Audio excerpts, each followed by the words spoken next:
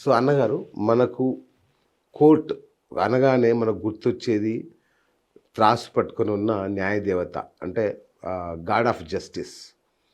మనకు తెలిసి ఇది మన పురాణాల్లో కానీ ఎక్కడ కనబడదు, మన భారతీయ పురాణాల్లో. మరి ఎక్కడి నుంచి వచ్చింది ఈ దేవత?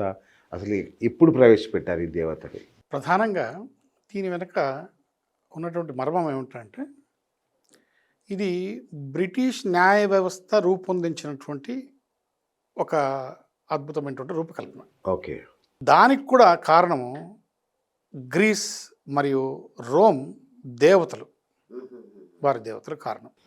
ఓకే. అంతకు ముందు చూస్తే ప్రత్యంగిర దేవత అని చెప్పేసి మనకు ఒక ఆవిడ ఉంది. అవును, ఒక దశమహావిద్యల్లో. దశమహావిద్యలు. అవును. ఆ ప్రత్యంగిర దేవత న్యాయ దేవత. అవునా? 199 మందికి తెలియదు అసలు. సో ఆ విధంగా బ్రిటిష్ వారు రూపకల్పన చేసింది ఈ లేడీ జస్టిస్. ఓకే. న్యాయ దేవత. మనము మృత్యువును కూడా మృత్యు దేవత అంటాం. అవును. అది మన గొప్పతనం. అవును. అది మన సంప్రదాయం సంస్కారంలోనే ఉంది. ఎస్. సో ఆ విధంగా లేడీ జస్టిస్గా న్యాయ దేవతగా మనము ఆవిడని కీర్తించుకున్నాం. ఓకే. ఇది ఎప్పుడు మొదలైందంటే, బ్రిటిష్ వారు భారతదేశానికి వచ్చిన తర్వాత 1862లో కలకత్తాలో మొట్టమొదటి హైకోర్టు స్థాపన చేసిన తర్వాత ఆ స్తంభాలకు ఈ లేడీ జస్టిస్ చిత్రాలను అలంకరించడం జరిగింది. ఓకే. ఓకే. దాని తర్వాత బొంబాయి హైకోర్టు స్థాపించడం జరిగినప్పుడు న్యాయ వ్యవస్థ యొక్క విగ్రహాన్ని ప్రతిష్ఠించడం జరిగింది. అప్పుడు న్యాయ వ్యవస్థకు మీరు చెప్పినట్లుగానే కళ్ళకు గంతలు, చేతిలో ఖడ్గం, మరో చేతిలో త్రాసు, అవును, ఈ విధమైనటువంటి న్యాయ దేవతను అక్కడ ప్రతిష్ఠించడం జరిగింది. ఓకే. ఇదంతా కూడా బ్రిటిష్ వాళ్ళ దగ్గర నుంచి వచ్చిన సాంప్రదాయం. ఓకే. అయితే 2024 మొన్న రీసెంట్గా అక్టోబర్లో సుప్రీంకోర్టు చీఫ్ జస్టిస్ చంద్రచూడ్ ఆయన వచ్చిన తర్వాత న్యాయ దేవత ఆహార్యంలో కొంచెం మార్పులు చేస్తే బాగుంటుంది, ప్రజలకు ఒక విశ్వాసాన్ని, నమ్మకాన్ని మనం ఇవ్వాలి ఓకే అనేటువంటి ఉద్దేశంతో న్యాయదేవత కళ్ళకు ఉన్నటువంటి గంతలు తీసేశారు. అవునా? అలాగే న్యాయదేవత చేతిలో ఉన్నటువంటి ఖడ్గాన్ని తీసేసి రాజ్యాంగాన్ని పెట్టారు. ఓకే. కళ్ళకు గంతలు తీయడంలో ఉద్దేశం ఏంటంటే న్యాయము గుడ్డిది కాదు. ఓకే. అలాగే ఈ రాజ్యాంగం చేతిలో ఉండడం వల్ల అందరికీ సమన్యాయం అందుతుంది అనేటువంటి విశ్వాసాన్ని, భరోసాన్ని ప్రజల్లోకి పంపడం కోసం దీన్ని రూపకల్పన చేశారు. ఎవరు? చంద్రచూడ్ గారి ఒక ఆధ్వర్యంలో జరిగింది. దీన్ని వినోద్ గోస్వామి అనేటువంటి వ్యక్తి 6 అడుగుల నూతన లేడీ జస్టిస్ న్యాయదేవత విగ్రహాన్ని సుప్రీంకోర్టులో పునఃప్రతిష్ఠించడం జరిగింది. ఇది ఒక అద్భుతమైనటువంటి పరిణామమే. ఓకే. నిజంగా ఇది మాతృక, మూలం, న్యాయ వ్యవస్థకు మూలమైనటువంటి ఆ విగ్రహ ప్రతిష్టలో ఉన్నటువంటి లోపాలను సరిచేసి మన వ్యవస్థకు అనుకూలంగా చేయడం అనేటువంటిది నిజంగా మనము గర్వించదగ్గ విషయం, ప్రశంసించాల్సినటువంటి విషయం. మన వాళ్ళు ఆ నల్ల కోటు, మెడలో ఆ నెక్ బ్యాండ్ ఒకటి, ఇవన్నీ చేస్తుంటారు కదా. ఇది ఎప్పటిదో బ్రిటిష్ కాలం నాటి మనకు అర్థమవుతూనే ఉంది. సో ఇప్పటికి కూడా మన వాళ్ళు ఎందుకు దాన్ని కొనసాగిస్తున్నారు? ఆ సాంప్రదాయం అంటే మనము చాలా సాంప్రదాయాలను బ్రిటిష్ వారి నుంచి మనం అందుకోవడం జరిగింది. ఆ సాంప్రదాయాలను మనము గుడ్డిగా అనుసరిస్తూనే ఉన్నాం. ఎస్. తప్పుగా అయితే మాత్రం కాదు, గుడ్డిగా అనుసరిస్తున్నాం. కరెక్ట్. ఇందులో భాగమే ఈ నల్లకోటు, ఈ యొక్క నెక్ బ్యాండ్. దీనికి ఏదైనా చారిత్రక నేపథ్యం ఉన్నాయి. ఫర్ ఎగ్జాంపుల్ యమధర్మరాజు నల్లగా ఉంటాడు. ఆయన విగ్రహం, ఆయన యొక్క వాహనం నల్లగా ఉంటుంది. ఆయన న్యాయాన్ని అక్కడే కానీ కించిత్ వీసమెత్తు కూడా పొరపాటు జరగకుండా న్యాయాన్ని అమలు పరుస్తాడు అనేటువంటి దానికి యమధర్మరాజు ప్రతీక. ధర్మాధర్మ విచక్షణలో ఆయనకు మించిన వాడు లేడు.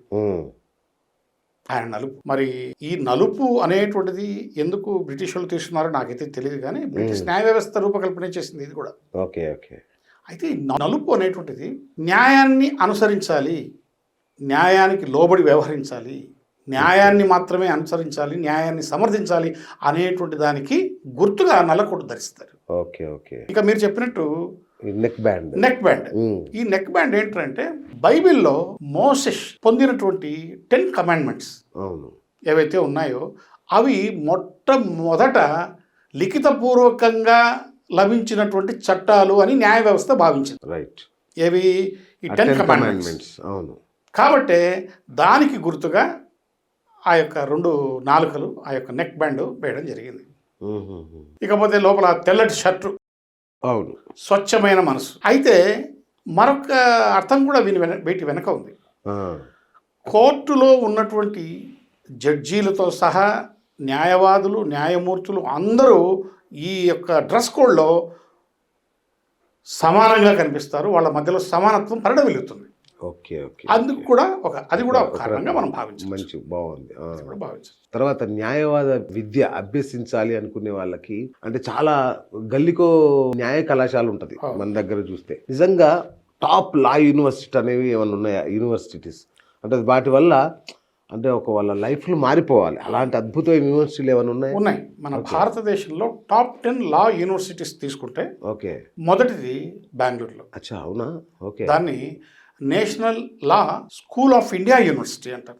ఓకే. అది ప్రధానమైనటువంటి స్థానంలో. అచ్చా. రెండవది న్యూఢిల్లీలో ఉంది.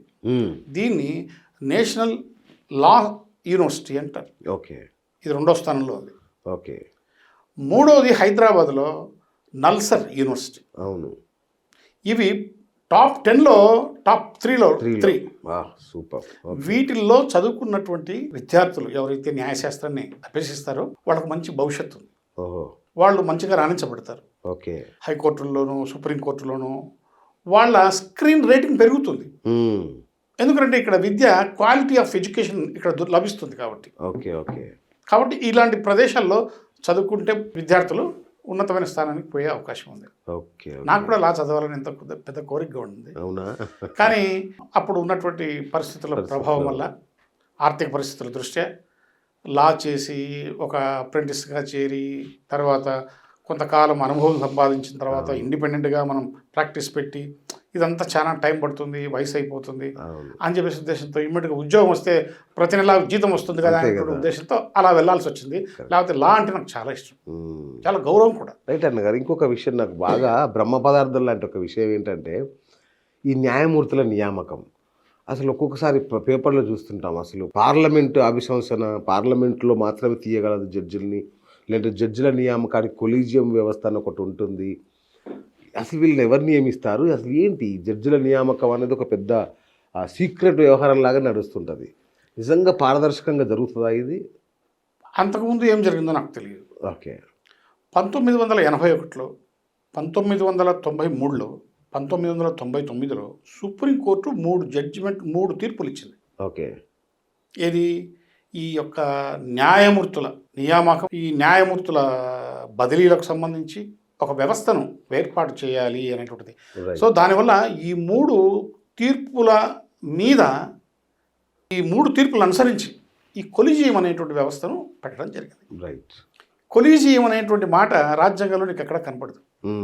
ఇది ఒక లాటిన్ భాషలో నుంచి వచ్చింది, లాటిన్ పదంలో నుంచి వచ్చింది. కొలీజియం అంటే అర్థం judges recruiting judges, judges appointing judges అని అర్థం. కానీ ఈ వ్యవస్థ వచ్చిన తర్వాత అంత పారదర్శకంగా జరుగుతోంది, మనం విశ్వసించాల్సిందే. అవునా? ఎందుకంటే లేవు. ఈ కొలీజియం వ్యవస్థలో ఎలా ఉంటుందంటే ముఖ్యంగా 1993లో మొదట సుప్రీంకోర్టులో 2 న్యాయమూర్తులతో మొదలైంది. ఓకే. ఈ కొలీజియం వ్యవస్థ. కానీ 98కి వచ్చేసరికి సుప్రీంకోర్టు ప్రధాన న్యాయమూర్తితో పాటు 4 అనుభవజ్ఞులైనటువంటి న్యాయమూర్తులు గా ఏర్పడి, కొలీజియం వ్యవస్థగా ఏర్పడి ఈ న్యాయమూర్తులను, ఎలిజిబిలిటీ ఉన్నటువంటి వ్యక్తులను న్యాయమూర్తులుగా సిఫారసు చేసి కేంద్ర ప్రభుత్వానికి పంపితే, కేంద్ర ప్రభుత్వం రాష్ట్రపతికి పంపితే, రాష్ట్రపతి దాన్ని పరిశీలించి వాళ్ళ నియామకాన్ని ధృవీకరించడం జరుగుతుంది, అపాయింట్మెంట్ జరుగుతుంది. ఓకే. సో ఈ విధమైనటువంటి అంచెలుగా జరిగేటువంటి కార్యక్రమం కాబట్టి ఇక్కడ ఎక్కడే కానీ పొరపాటు జరిగే అవకాశం కూడా లేదు. ఇకపోతే హైకోర్టు విషయానికి వస్తే ఈ కొలీజియం ఎలా పనిచేస్తుందంటే, హైకోర్టులో ప్రధాన న్యాయమూర్తి ప్లస్ 2 సీనియర్ న్యాయమూర్తులు కలిపి ఈ హైకోర్టు న్యాయమూర్తులను పరిశీలించి వారు రాష్ట్ర ప్రభుత్వానికి నివేదిస్తే, రాష్ట్ర ప్రభుత్వం గవర్నర్కు నివేదిస్తే, గవర్నరు కొలీజియంకు నివేదిస్తే, కొలీజియం రాష్ట్రపతికి నివేదిస్తే, రాష్ట్రపతి నియామకం చేస్తారు. ఇన్ని అంచెలు ఉన్నాయి కాబట్టి ఎక్కడ పొరపాట్లు జరిగే అవకాశం లేదు, పారదర్శకంగా జరుగుతుంది. ఈ వ్యవస్థను మనం అందరం గౌరవించాల్సింది. ఎందుకంటే ఇంత పగడ్బందీగా అంతకుముందు లేదు. ఈ వ్యవస్థ వచ్చిన తర్వాత చాలా పగడ్బందీగా అన్నీ చూసే చేస్తున్నారు. చాలా మంచిది. మంచి న్యాయమూర్తులు మనకు ఇటీవల వస్తున్నారు. అన్ని రాష్ట్రాల్లోనూ న్యాయమూర్తుల సంఖ్య కూడా పెరిగిపోయింది. సో ఆ విధంగా జరుగుతుంది. చాలా సంతోషం, అభినందించాల్సింది.